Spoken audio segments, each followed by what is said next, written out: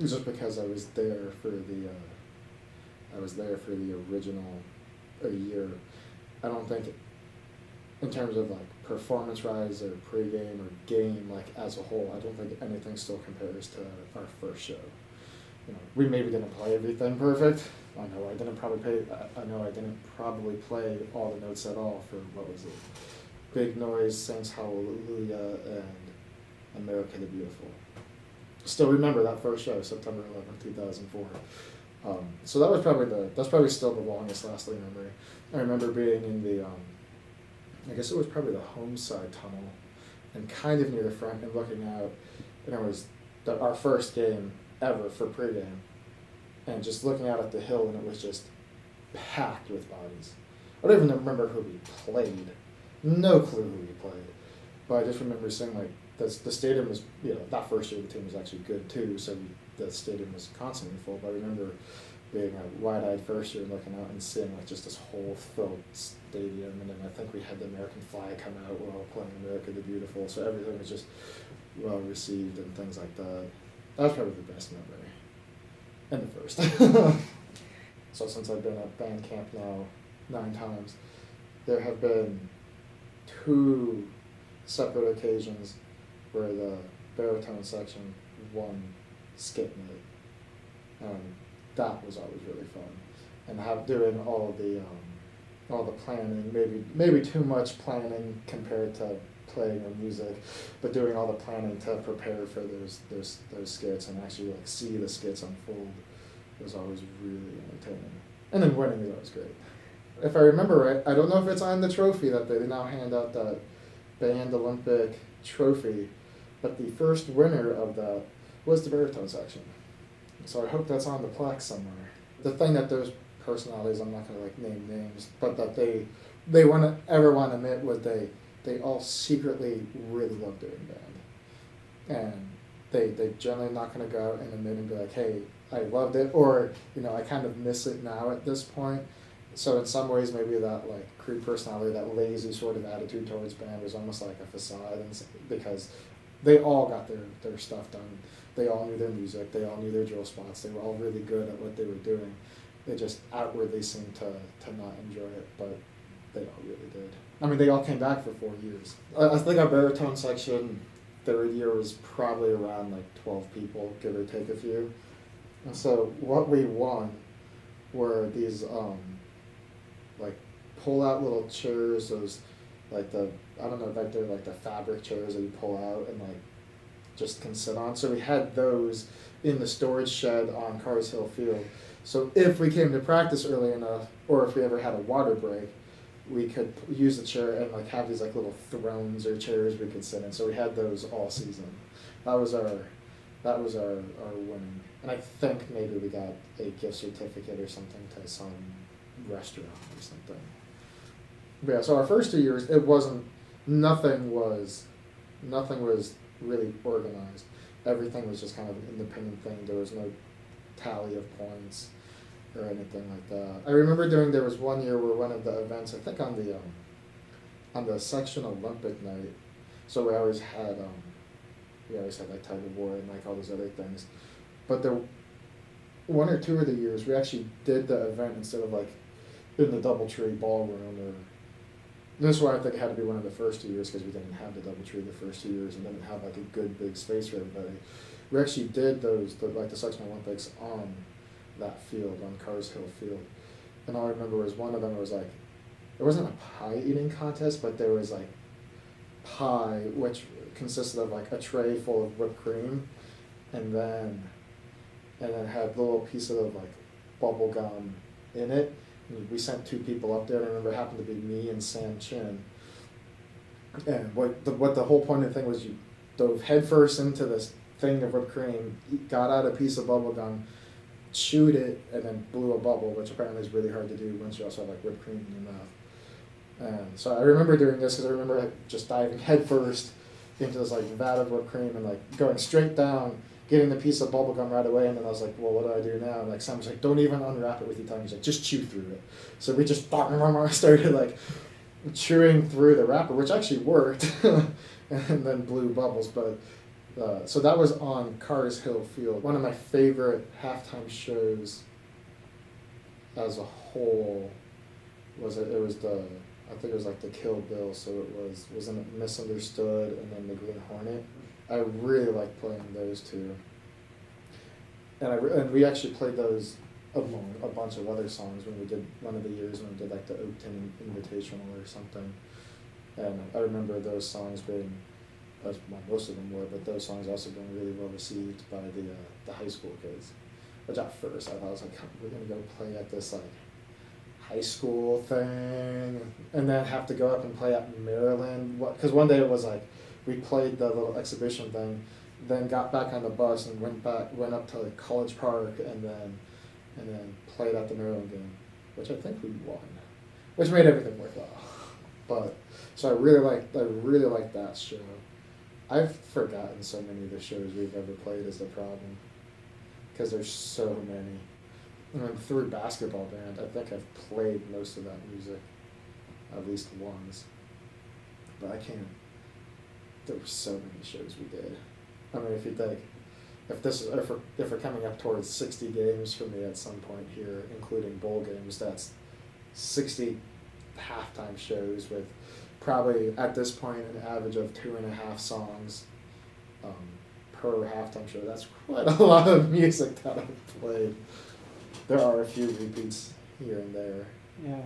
So if you remember, I feel like it was our first 4 years of the band, almost every show, except for the really, like the one, or like some of like the quick turnaround 1 week shows, almost every show was 3 songs.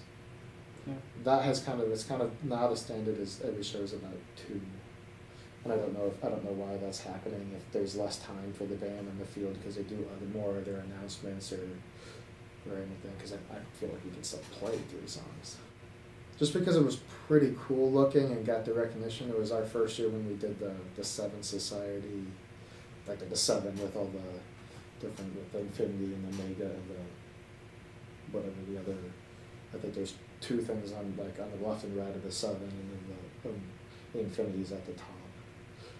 Because I remember saying that, and then seeing the first time I saw the picture of it, I think it was probably like when it was framed and it was in Bill Pease's house. I was like, all right, that looks pretty cool.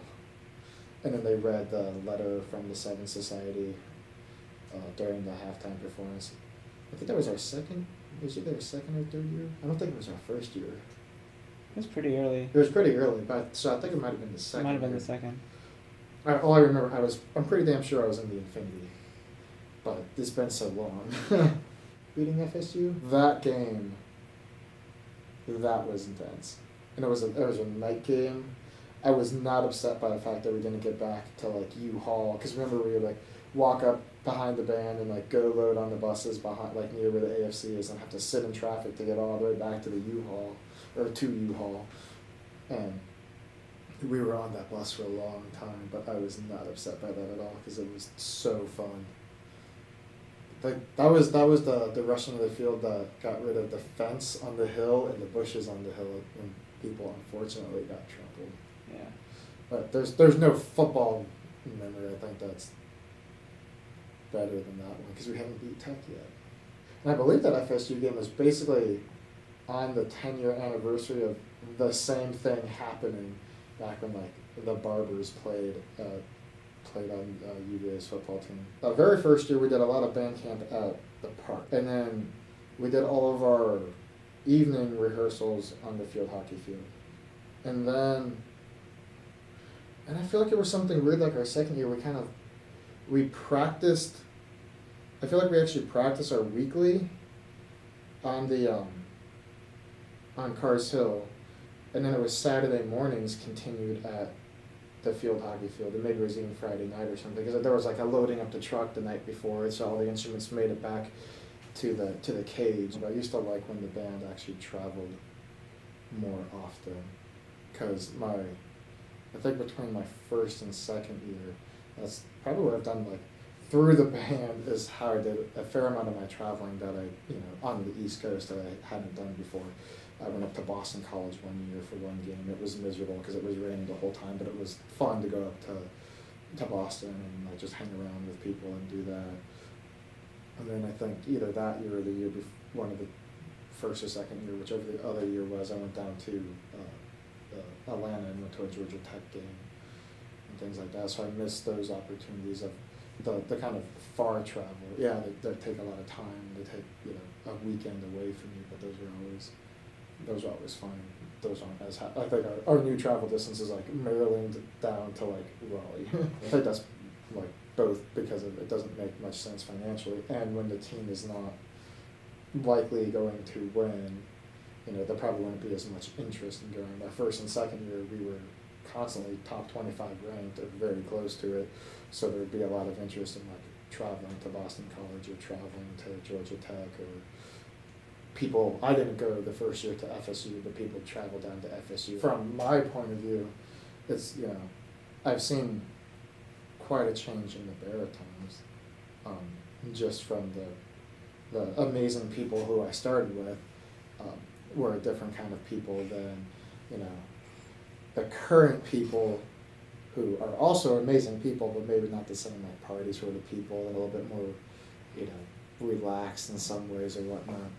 But just to see the baritone section change over 10 years has been quite interesting. I feel like there's been gradually over the time a steady increase, especially considering like the first few years. That was probably a quick ramp up of really the student leadership getting more and more active in the band and taking control of the band. I feel like a lot of our first year, mostly because it was probably because it was the band's first year, and even the leadership that were there, they were only there for a year, so there wasn't much experience in anything, was really for that year run by the directors and the grad students that were there. And then second year, third year, fourth year, more and more, it's actively, the students were actively involved in like pushing things and helping move things along. Other than that thing, to me, most everything kind of just runs the same. But it's like after coming back the year off, it's just so automatic. I don't even really pay attention too much what's going on. Just in terms of I don't have to focus. I don't have to give 100% of my focus to be able to do everything, I guess. So it becomes really easy. A lot of things have stayed the same. Bill Pease would go on to his like long rants and ramblings out of kind of wondering where things are coming from. His like parenting rant to the whole band, those still happen, and not much has changed. I feel. And then you might remember this change from like first to second year, where first year, the directors, Bill Pease specifically, was maybe a little bit more stern, a little bit harsh, and a little bit, dare I say, mean, especially to his grad students, but also to his leadership, and like sometimes calling out people he wanted. I mean, never like making anybody play individually in front of the whole band sort of thing, but he had really high expectations, and if things weren't met, he would get angry pretty constantly. But after the first year, that really went down. I think that also came with like student leadership being able to like step things up, and things were easier for him, so there was less stress because it wasn't the first year of the band. He kind of made it past that. That was a big change. There was a time between first and second year where I thought long and hard about not coming back, or if I would come back, which is kind of ironic when you now look at it. The fact that I've been there for 9 years out of the 10 years, there was a point when I was like, maybe I don't want to do this anymore. And really early on, I don't think I really talked with anybody about that. It was just a decision I kind of had to think about and do for myself. So that's probably the main one that most people that I've never really talked about. And most people know I play really loud. Oh, most people might not know I can actually play pretty soft too. If somebody had told me I was going to be in college band for essentially a decade, I would have been like, you're kidding me. And then this one, and just the program and what we have has grown from so much, from like practicing band camp, like what was it, or even that first year, English in, right? practicing in the park to eventually practicing in the field hockey field at Cars Hill, and then having that storage unit on Cars Hill where we got to like store our instruments instead of have it in like this weird room shed thing in U-Haul next to the cage, and then the announcement of the Hunter Smith band buildings, like we're gonna get a $12 million building built for us. Really? It's unreal when you stop and think about it, I feel.